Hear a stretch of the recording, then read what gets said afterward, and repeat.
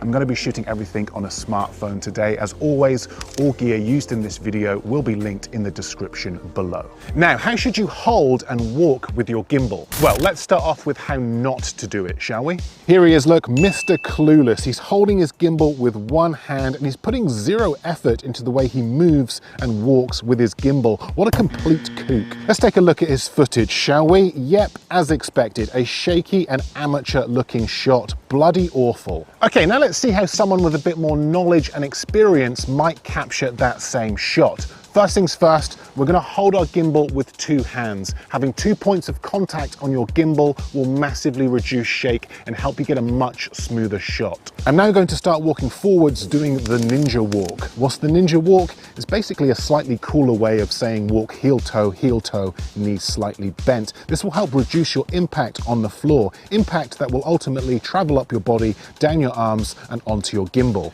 Now, this is considered the textbook way to walk with and hold your gimbal, but equally it's really important that you experiment and do what works best and is most comfortable for you. Camera movement. Okay, a common mistake I see beginners make is trying to shoot multiple shots all in one clip. Take Mr. Clueless, for example. Here he is trying to capture some footage of this church. He's walking forwards. That's not too bad, I guess. But now, oh, here he goes. He's turning his camera down towards this gravestone. And now he's off over this way and he's going to try and capture some footage of this bench. This shot just feels all over the place. It feels very messy and lacks a clear or defined focal point. So how can we improve on this? Well, instead of trying to capture multiple shots all in one clip, focus on just one camera movement per clip. Let's start with another shot of this church. I'm going to lock focus and exposure as always, and this time replicate a slider shot using my gimbal. I'm going to slide my gimbal from left to right and reveal the church from behind these branches. This was shot using the wide angle lens, but experiment with different lenses if you have them.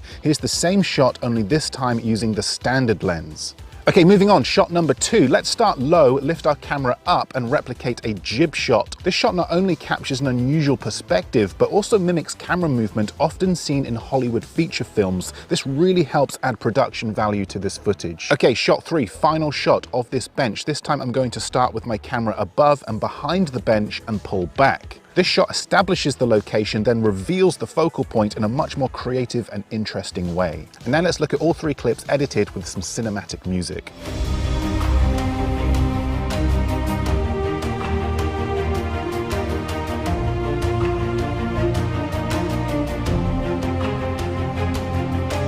Okay, much better, much more professional and cinematic looking. Okay, moving on, my next tip when it comes to camera movement is to try multiple camera movements all in one. Take this push forward shot, for example. I want to include the top of this church in the shot, but I'm not able to fit it all in the frame. So whilst pushing forward, I'm also going to tilt up. This creates a much more cinematic movement and works great for any large focal points because it allows you to see everything all in one shot. For the best results possible, try to keep both your push forward and tilt up movement smooth and consistent. Foreground. Foreground is a great way to give your gimbal shots more depth and movement. Mr. Clueless is back. Look, here he is trying to capture a slider shot of this window. No foreground has been used in this shot though, so the camera movement is very subtle, almost unnoticeable and a little bit pointless. So how can we improve on this? Well, we could use foreground. This time I'm going to do the exact same movement, only this time I'm going to use this pillar in the foreground. Just look at the difference this makes. Much more depth and movement to this shot. By simply adding foreground to your shot, you can dramatically change the look, feel and pace of your footage, and this makes for a much more interesting and dynamic look. Here's one more example. This time we're going to use this stone as foreground and lift the camera up to mimic a jib shot. Lots more depth and movement in this shot. Now let's see the same shot without the stone in the foreground. It's okay, it still works, just much less movement without the foreground. Don't always walk. But what do I mean by this? Well, let's take Mr. Clueless, for example. Here he is trying to capture a push forward shot low to the ground. He only needs to move his camera a couple of feet to get this shot, but because he's walked, the shot is looking a little shaky. So how can we improve? Well, don't move your feet. Instead of walking to achieve this shot, try just using your arms and upper body. This will often result in a much smoother camera movement, particularly on close-up detailed shots like this one. I have an entire video dedicated to gimbal moves without moving your feet. I will link it below. Now, if you do want to move your camera longer than arm's length, then of course walk. But if you really want to take your footage to the next level, then try attaching your gimbal to an extension pole. Take this shot here, for example. With my gimbal attached to an extension pole, I'm going to push forward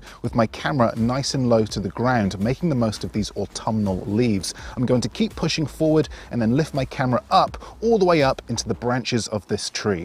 Let's take a look. Camera pushes forward nice and low to the ground, skimming above these leaves, then rises up over these gravestones and into the tree. This shot has much more production value. Combining an extension pole with your gimbal is the ultimate setup for cinematic camera movement. This setup will allow you to replicate camera moves that are often seen in big Hollywood blockbuster films. You'll be able to replicate jib shots going from low to high. These are a great way to establish a scene and add serious production value to your films and videos. You'll be able to replicate drone shots by pushing forward with your camera at an elevated position. Again, use foreground to add depth and even more movement to your shots. Let's check in on Mr. Clueless and see how he's getting on. Oh look, here he is inside the church holding his gimbal with one hand, shooting very basic pans and tilts of this doorway. Let's take a look.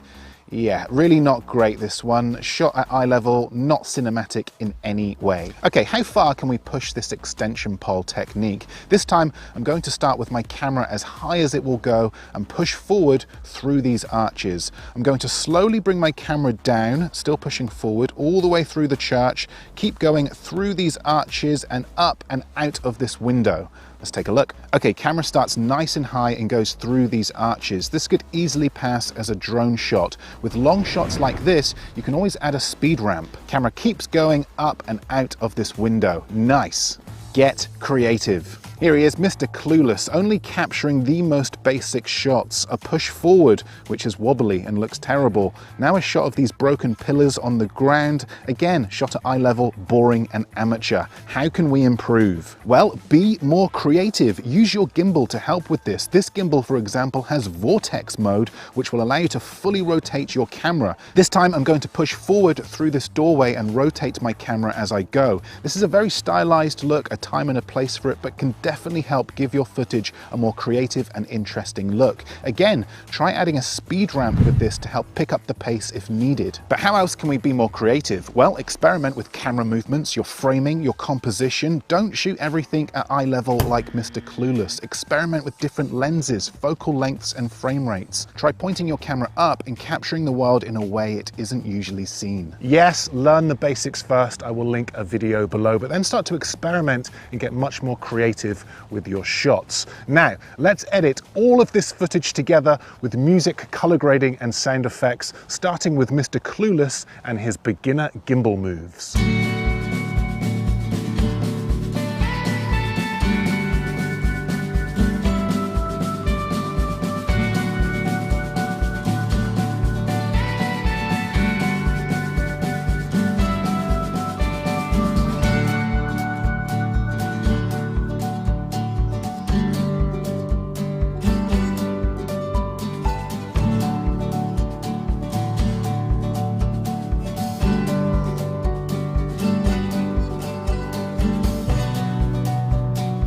Okay, not bad, but definitely room for improvement. Now let's compare that edit to the pro edit. Let's take a look.